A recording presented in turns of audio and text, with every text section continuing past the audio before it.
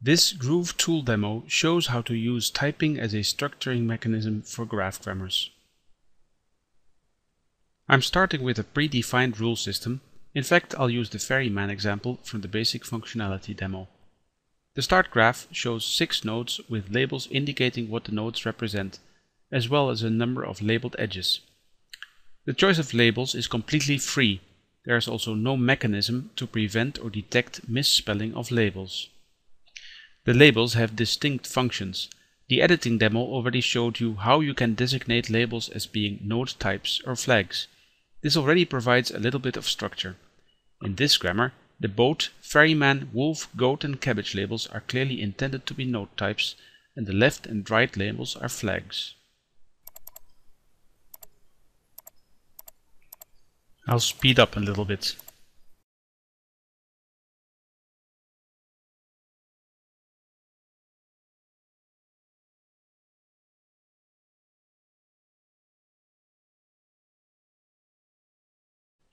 However, there is much more to be said about the structure of this graph. For instance, clearly the moored edge always goes between the ferryman and a bank. Likewise, there are similarities between wolf, goat and cabbage. They can have likes edges between them and on edges to one of the banks. To capture all of this knowledge, I'll create a type graph for this grammar.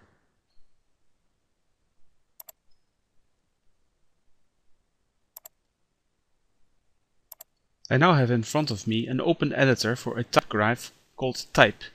Note that a new tab has appeared in the main display as well as in the overview panel. This tab was hidden as long as there were no type graphs. The editor is like the ones for graphs and rules. For instance, I can add nodes for the bank and ferryman types.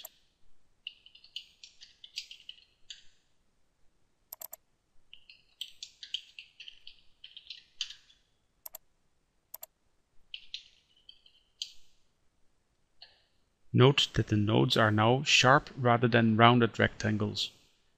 Adding the type graph has not yet had any effect as it is initially disabled. However, all hell will break loose as soon as I enable it.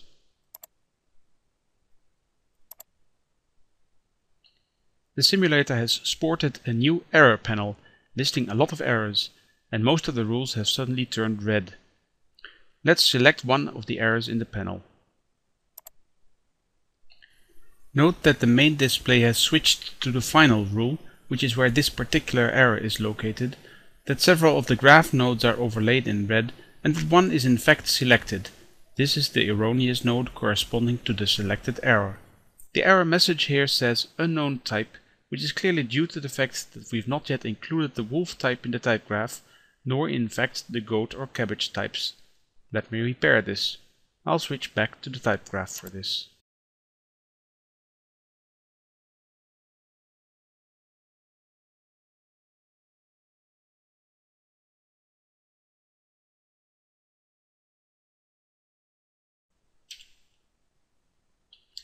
There are still errors in the start graph.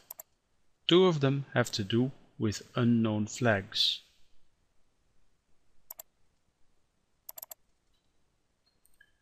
There's only one bank type. The left and right flags are both allowed on a bank node, and so they are both added to the type node.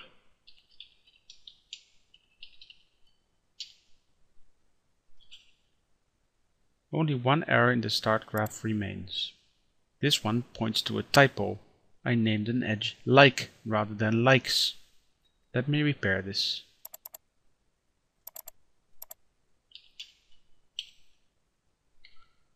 Note that the rule final, which was colored red in the rule overview, has now also turned back to black. However, there are still 2 red rules. This rule has an untyped node. This was okay as long as there was no type graph, but now all nodes need to be typed. However, there's a problem here. What should the type be of this node? It should be matched by either a wolf, a goat or a cabbage, but those are different types. Fortunately, the principle of subtyping comes to the rescue. I'll introduce a type that generalizes each of the cargo objects. You can specify subtyping by using an edge with the modifier sub between the special node type and the more general one.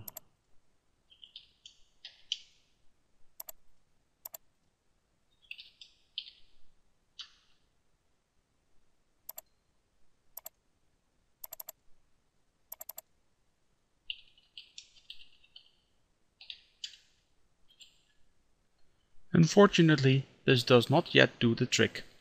The on edges in my type graph go from the specific cargo types to the bank, but they should actually be allowed on the generalized type.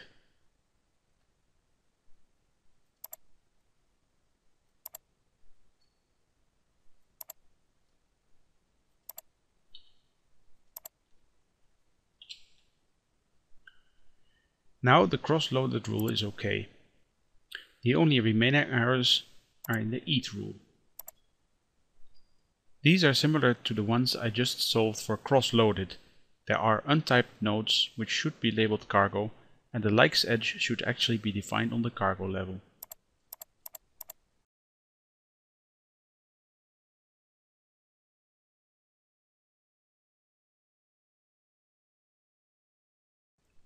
Suddenly, it turns out there is yet another error in the eat rule. This is in some sense another typo. The edge between ferryman and bank is accidentally labeled on rather than moored.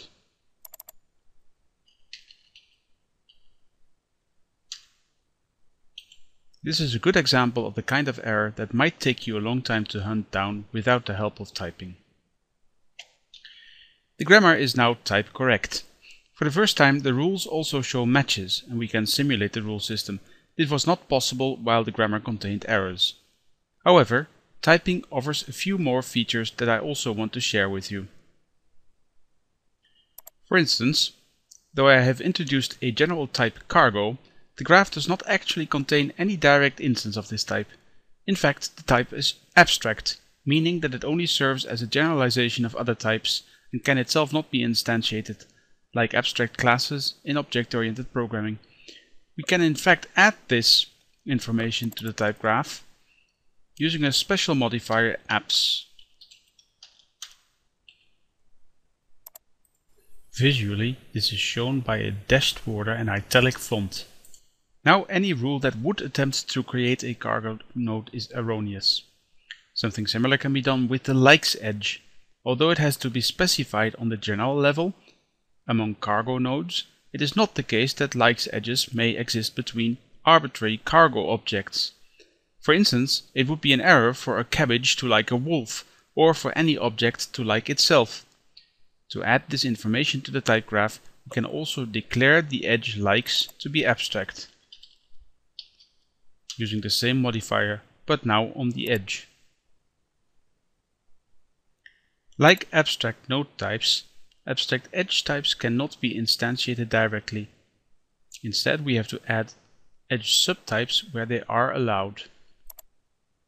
In this case, we only want likes edges between wolves and goats and between goats and cabbages.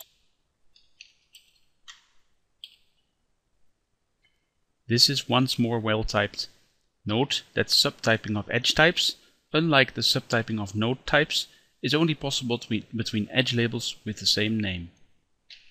I'm now going to show another typing related feature, namely splitting up the type graph into reusable parts. Suppose that we want to group certain types together. For instance, the ferryman and boat might be considered separately.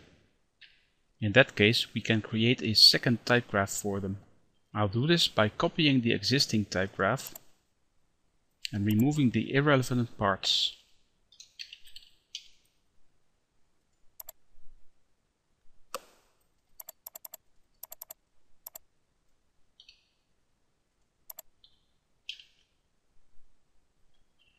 This type graph should also be enabled. The original type graph now only contains the cargo types.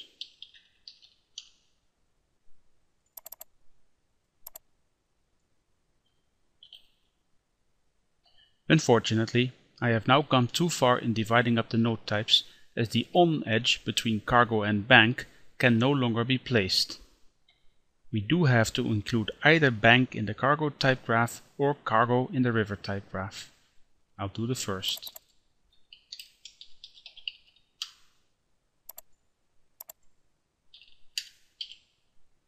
However, there is no need to also include the flag of the bank type, as they are already catered for in the river type graph.